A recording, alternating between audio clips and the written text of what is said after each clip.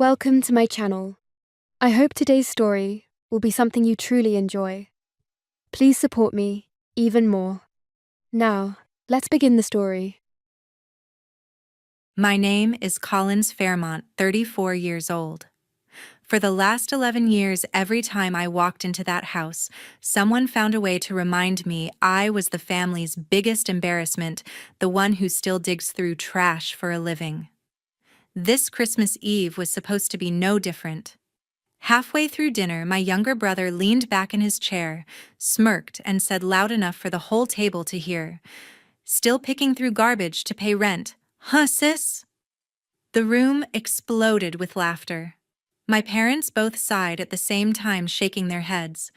Such an embarrassment to the family. I didn't answer. I just raised my glass and took a slow sip of the Cabernet. That's when the 85-inch TV on the wall cut from carols to a breaking news alert. The CNBC anchor's voice boomed through the speakers.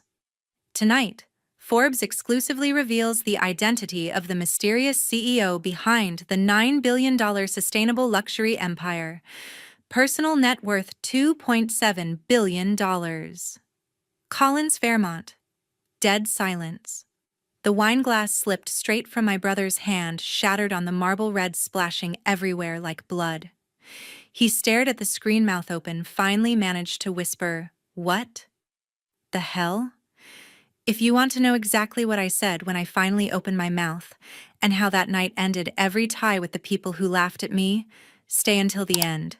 Hit the like button now so you don't miss what comes next, and let's get into it.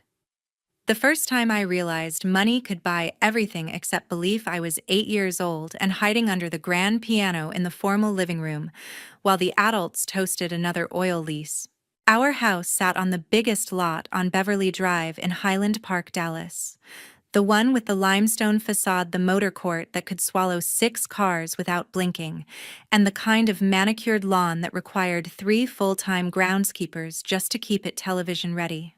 Father, Harrington Fairmont, ran the family office that had been managing mineral rights and commercial real estate since Texas was still a republic. Mother, Gwendolyn Fairmont, spent her days chairing the Crystal Charity Ball Committee and making sure every society page photo showed her on the right side of the right people. And then there was Weston. From the moment he came home from the hospital, Weston was the heir, the future, the living proof the Fairmont name would keep shining. He got the imported English rocking horse before he could sit up. He got the junior-size Bentley electric car at 4. When he decided at 7 that he wanted to play hockey, a sport nobody in Texas even understood. Father had a regulation ice rink built behind the stables. Every report card, every trophy, every minor accomplishment was treated like the second coming. The staff literally clapped when he walked into a room. I was the accident they never planned for. Mother spelled it out the summer I turned 16 poolside at the Dallas Country Club between sips of her second mimosa. SMU, the right sorority, then marry someone whose family already owned half of North Park Center, or a chunk of DFW Airport. That was the blueprint. Law school or an MBA was optional. Producing the next generation of Fairmonts was not. I had other plans. I spent every free hour in the old sewing room on the 3rd floor, surrounded by bolts of discarded couture fabric the Neiman Marcus alterations department was going to throw away. I took apart vintage Halston gowns just to study how the bias was cut. I taught myself pattern making from library books. When we went to New York for the ballet, I slipped away to the garment district and begged sample room scraps off the cutting room floors. By 17, I was hoarding every birthday and Christmas check to buy deadstock silk that had been declared imperfect by the mills in Como. Grandma Ellie, Eleanor Fairmont, was the only person who ever saw me. She caught me once at 3 a.m, pins between my teeth, trying to turn a rejected length of Loro Piana cashmere into a coat. Instead of scolding me for ruining $1,000 fabric, she lowered herself onto the floor, handed me a cup of coffee, and studied the muslin I was draping on the dress form. After a long silence, she said, "You've got an eye most designers would sell their soul for. Don't let this house talk you out of it." She was the only one who ever said anything like that. When the RISD acceptance letter came, full merit scholarship, no legacy strings, Father laughed so hard he had to sit down. Mother told the junior league I was exploring alternative education options. Weston, already accepted to UT Austin on a legacy slot he never needed, told his fraternity brothers his weird sister was moving to Rhode Island to freeze her ass off and play with garbage. Second year, I called home from Providence. I told them I wasn't coming back for Thanksgiving or Christmas or any holiday ever again if they couldn't accept what I wanted to do with my life. Father's exact response, loud enough for the whole kitchen staff to hear: "Then you're on your own, Collins. Completely." Mother managed theatrical tears for exactly 28 seconds before she booked a mother-son ski week in Telluride with Weston. Grandma Ellie waited until everyone else had stormed out. Then she took the phone voice steady and said, "Go build something the world can't look away from. I believe in you more than I've ever believed in anything this family ever did." That was the last conversation I had with any of them for the next 11 years. 1 week after Grandma Ellie hung up the phone with those final words of belief, Father followed through. Every account bearing my name went dark overnight. Debit cards declined at the campus coffee shop, trust fund transfers reversed, even the emergency credit line Mother kept for shopping emergencies was canceled without a courtesy call. I had $800 in crumpled 20s and 50s I'd saved from random styling gigs and selling old clothes on Poshmark. That was it. I walked into TF Green Airport in Providence, bought the cheapest one-way ticket to New York, and boarded a flight that smelled like wet dog and disappointment. Middle seat, crying baby behind me, guy on the aisle eating boiled eggs from a Ziploc. I stared out the window the entire time and didn't cry once. I landed at LaGuardia with one battered Rimowa and no plan. Bushwick, Brooklyn, late 2014. I found a fourth-floor walk-up studio on Weirfield Street between Wyckoff and Irving. 400 square feet, one window facing a brick wall radiator that sounded like it was dying every time it kicked on, and a bathroom down the hall I shared with 3 guys who played death metal at 3 a.m. Rent was $900 a month. I paid first, last, and security with everything I had left, then slept on the bare floor for the first 3 weeks because I couldn't afford even an IKEA futon. The very next morning, I was on the J train before sunrise, riding into the garment district. I started hanging around the loading docks on West 38th and 39th, waiting for the big houses to dump their cutting room waste. At first, the guys thought I was some rich kid playing artist. After I showed up every single day for 2 weeks, rain or freezing wind, they started saving the good bins for me. Leftover Loro Piana, cashmere rejected lengths of double-faced wool from Italian Mills silk faille that had one tiny flaw nobody else would ever notice. They wrote C in Sharpie on the bags, so nobody else grabbed them. I dragged those bags home on the subway arms, aching, smelling like chemicals and dye. Back in the studio, I sorted everything under the one bare bulb hanging from the ceiling, labeled by fiber, by weight, by hand feel. My cutting table was 2 sawhorses and a warped sheet of plywood I found on the curb. My sewing machine was a 1974 Singer I bought from a lady in Crown Heights for $40 cash and a promise to teach her granddaughter how to hem jeans.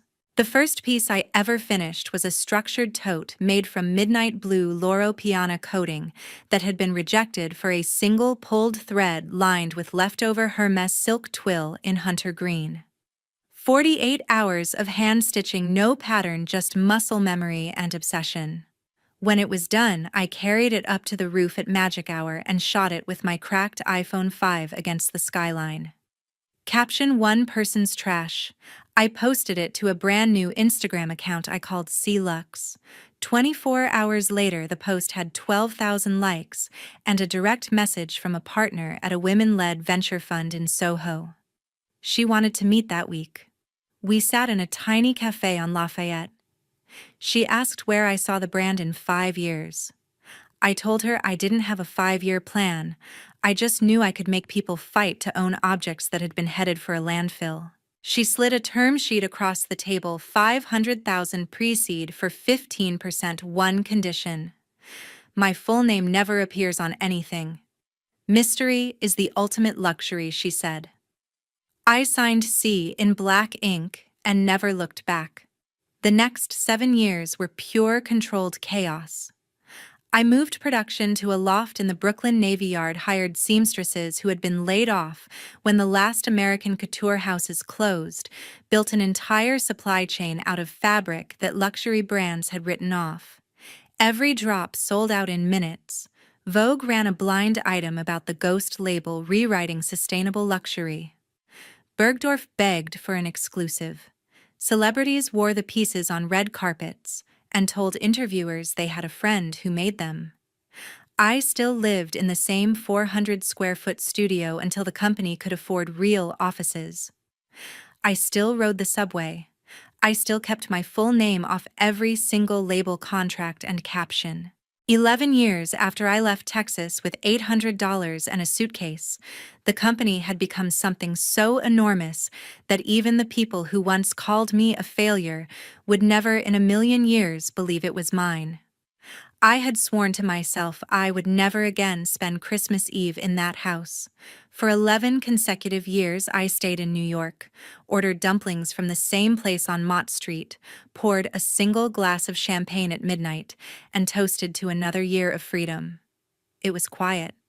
It was mine. Then, exactly 21 days ago, the private line in my penthouse rang at 7 in the morning. Only one person on earth still had that number. "Colin Sugar," Grandma Ellie said, voice soft, as the cashmere she used to wrap me in when I was small. "I'm 82, and the good Lord hasn't sent me an exact expiration date. I don't aim to sit through another one of these dinners without my granddaughter beside me. Come home. Just this once." For an old woman who's running out of Christmases, I rattled off every excuse I'd perfected year-end inventory in Paris investors from Milan, the usual armor. She listened without interrupting, then said simply, "I'll leave the porch light on. The same one that's been waiting since you were 17. That was all it took. So on December 24th, I landed at Love Field, chose the plainest gray Camry in the Hertz lot, so no one could sneer at an Uber pulling up to the gates, and changed in the airport family restroom into the simplest black cashmere dress I owned, 6 years old. No visible label, nothing they could weaponize. I looked like someone who had nothing left to prove. Perfect. The main house hadn't aged a day. A 30-foot Norwegian spruce imported from Vermont 3 weeks earlier stood in the great room like a silent monarch, decorated exclusively in white Phalaenopsis orchids, flown in daily from Thailand, and hand-blown crystal drops that cost more than most new luxury sedans. The 1928 mahogany dining table stretched 40 feet and seated 24. Baccarat crystal reflected the firelight. Sterling flatware gleamed, place cards were written in Mother's flawless copperplate.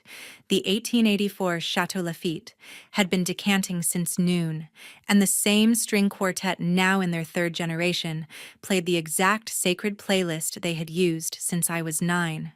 Weston and Spencer were seated directly across from me. He wore midnight blue velvet with satin peak lapels sharp enough to cut glass. She wore a backless liquid red sequin column that probably had its own insurance rider and screamed "Ring by Spring." Their engagement had been announced in October with a sponsored shoot in Aspen, and tonight they glowed like the tree itself belonged to them. First-course chilled lobster medallions with Osetra caviar had barely been served when Spencer tilted her head, smile glittering brighter than the chandelier. "That dress is very," understated Collins. "Still shopping the Neiman's last call clearance rack." I see Weston barked a laugh loud enough to make the quartet miss half a beat. A few cousins hid smirks behind monogrammed napkins. I tasted nothing. Second course seared foie gras with fig mostarda. Weston dabbed his mouth with the linen, leaned forward, and spoke loud enough for the children's table to hear. "So remind us again, what exactly do you do in New York these days? Still diving into dumpsters behind fabric houses looking for scraps to sew together?" Laughter rolled down both sides of the table like dominoes. One of Mother's charity circle friends actually fanned herself with delight. Spencer leaned in, voice dripping honey and acid. I mean, honestly, how do you even pay rent picking through garbage? Do you have a secret Etsy store we should all be supporting? The room exploded. Someone at the far end repeated Etsy and dissolved into giggles.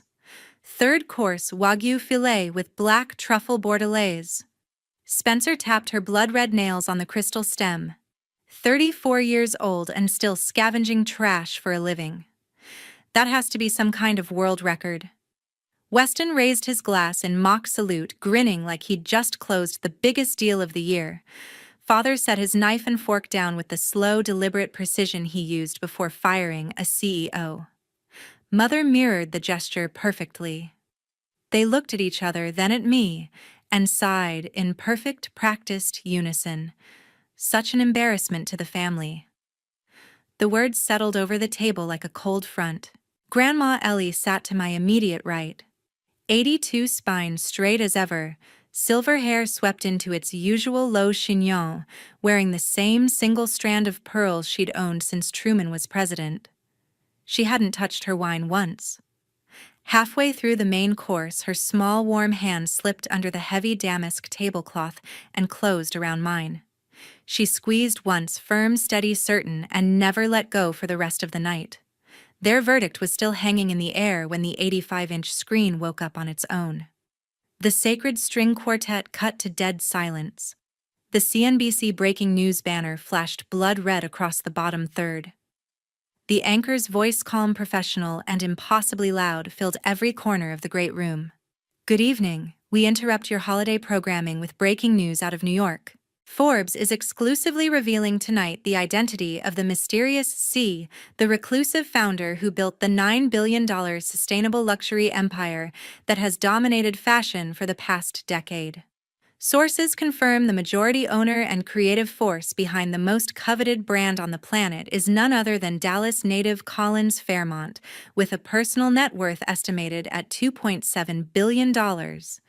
My official portrait shot 2 weeks ago outside the Navy Yard headquarters replaced the anchor in full 8K clarity. Black cashmere coat arms crossed Manhattan's skyline behind me, no smile. The first sound was crystal exploding. Weston's Bordeaux glass slipped straight from his fingers and hit the Italian marble with a crack that echoed like a gunshot. Shards skittered under chairs and tables. The deep red wine spread across the 19th century Persian rug in a widening stain that looked exactly like fresh blood under the chandelier's glare. He didn't bend to pick it up. He just stared at the screen face draining of color so fast the red sequins on Spencer's dress suddenly looked garish against his pallor. Spencer's manicured hand flew to her throat as if someone had choked her. Her mouth opened, closed, opened again. Nothing came out. Father's fork froze halfway to his mouth. A bead of truffle sauce trembled on the silver tines. Mother's wine glass shook so violently a drop splashed onto the pristine white tablecloth blooming crimson. One of the teenage cousins actually whispered, "Holy shit," before an aunt elbowed him silent. The anchor continued without mercy. For 11 years, the industry has chased the ghost known only as C.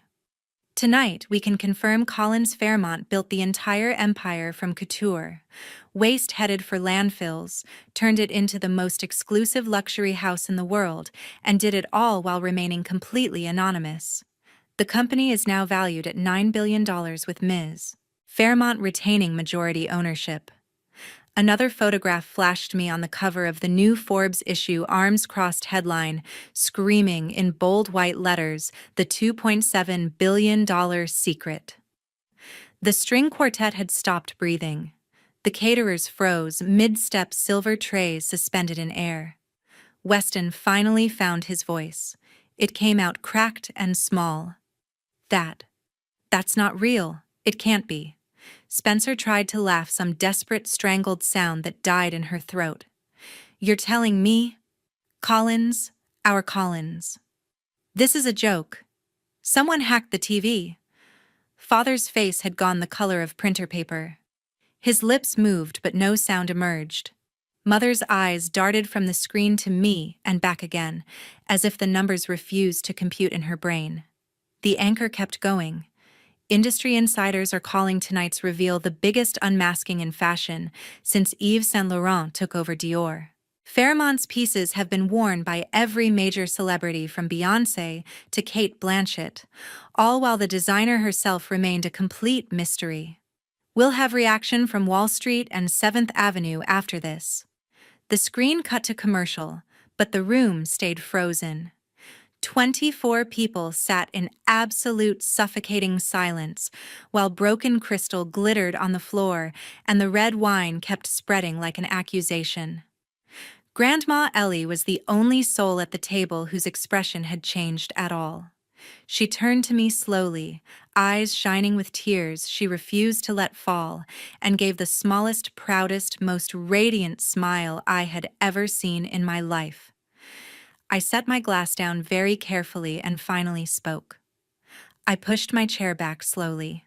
The legs dragged across the 200-year-old oak floor with a long, deliberate screech that silenced every last cough and clink. I rose to my full height, smoothed the black cashmere that 5 minutes earlier had been mocked as clearance rack, and looked around the table one last time. 11 years of swallowed words rose in my throat like champagne finally uncorked. 11 years, I said, voice perfectly level, perfectly audible.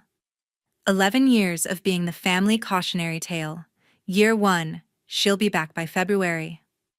Year 2, still playing with trash, how precious. Year 3, she's an embarrassment. Year 4 through 11, the same joke, just with older Bordeaux and louder laughs. I turned to Father first.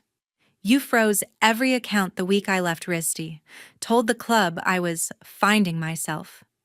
Let people whisper I was on drugs in a cult, anything except building something you couldn't control. Then Mother. You rewrote the story so elegantly. Collins is taking an extended sabbatical. Smiled while your friends pitied you for the daughter who refused to marry oil money. Then Weston. And you made a career out of it. Every Thanksgiving, every Derby party, every time you needed to look tall, you stood on my back. My sister, the trash picker. Tonight, you delivered the punchline perfectly. Spencer tried to disappear into her sequins, but I wasn't done. You laughed the hardest, Spencer. Congratulations. You win the table. I let the silence stretch until it became painful. The company you just saw on television is valued at $9 billion. My personal net worth is $2.7 billion. Every cent came from fabric the industry threw away, and a signature I kept as a single letter so none of you could ever take credit or destroy it. Father tried first. Collins honey. Nor one syllable, ice cold. I don't want apologies. I don't want sudden pride. I don't want a single rewritten memory where you claim you always believed. I turned to the only person who had never needed rewriting. Grandma Ellie, for 11 years you sent a handwritten letter every single month. You never asked for proof, never demanded photos, never once wavered. You are the only reason the word family still means something to me. Her eyes filled instantly, but the smile that broke across her face was brighter than the chandelier. I looked back at the 4 people who had spent a decade sharpening their knives on my spine. Tonight, the Fairmont family has exactly 5 members at this table. As of this second, I am no longer one of them. My shares in the family office will be liquidated next week. My name is removed from every trust, every board, every Christmas card list forever. Consider this my immediate and permanent resignation from the bloodline. Weston tried again, voice cracking like cheap crystal. Sis, come on, you don't mean I looked him dead in the eye. Picking through trash paid $2.7 billion. Tell me, little brother, how much did ass-kissing pay you this year? Spencer actually gasped and clutched her throat. Father shot to his feet so fast his chair toppled backward with a crash. Mother started sobbing real tears this time, not the practiced ones. I didn't wait for the rest of the performance. I walked around the table, knelt in front of Grandma Ellie, and wrapped my arms around her small, strong frame. She held me so tightly I felt every year of love she had saved for this exact moment. "I'm taking you home with me," I whispered against her silver hair. "Real home. Tonight." She nodded once, tears finally falling. I stood, took her hand in mine, and walked out of the dining room without another glance at the spilled wine, the broken glass, or the 4 people still frozen in their seats. The porch light she promised was still burning when we stepped outside into the Texas night. 4 months later, the fallout had finished its work. Weston survived exactly 72 days in the family office after Christmas. The first domino was a Houston hedge fund widow who managed $200 million of inherited mineral money. She saw the 40-second clip of him smirking while Spencer called his sister a trash picker, forwarded it to father with the subject line, "Effective immediately," and pulled every penny. Within 10 days, 3 more legacy clients followed. Old Dallas money moves quietly, but it moves decisively. By mid-February, the office was bleeding 8 figures a quarter. Father called Weston into the corner office on a Wednesday morning and handed him a banker's box. Security walked him out before lunch. His severance wouldn't cover the lease on the Range Rover. Spencer vanished even faster. The ring was off by Valentine's Day. By March, she was on a 95-foot yacht in St. Bart's wearing nothing but a diamond choker and the arm of a 39-year-old crypto founder worth 5 times the entire Fairmont net worth. She posted a single black square on Instagram with the caption, "Turning the page." The comments were brutal. She disabled them and hasn't set foot in Highland Park since.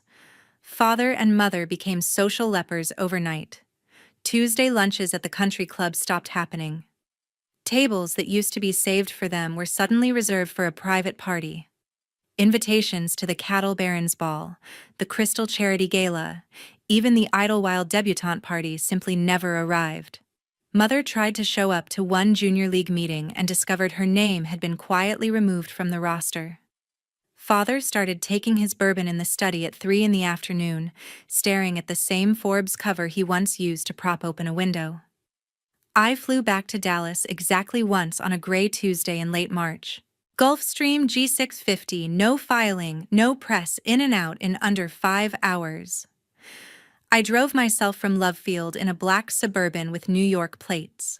I used the same brass key I'd had since I was 12 and walked straight into the marble foyer. Grandma Ellie was waiting under the chandelier with 2 small vintage Louis Vuitton suitcases already packed and zipped. She wore her camel hair coat, the single strand of pearls, and a smile that could light the entire state. We never went upstairs. We never looked for anyone else. The housekeeper carried the bags. Father appeared at the top of the staircase in a bathrobe, 2 sizes too big, face the color of ash mouth, working soundlessly. Mother hovered behind him, clutching a crumpled Kleenex like a life raft. Weston wasn't even home. Probably at some bar trying to explain why his Amex was declined. I looked up once. "This is what resignation looks like," I said. Grandma Ellie squeezed my arm. We turned and walked out. The heavy front door closed behind us with the soft finality of a bank vault. The drive to the airport took 19 minutes. She held my hand the entire way and didn't speak until we were climbing out over Oklahoma. "I always knew you'd come back for me one day," she said quietly.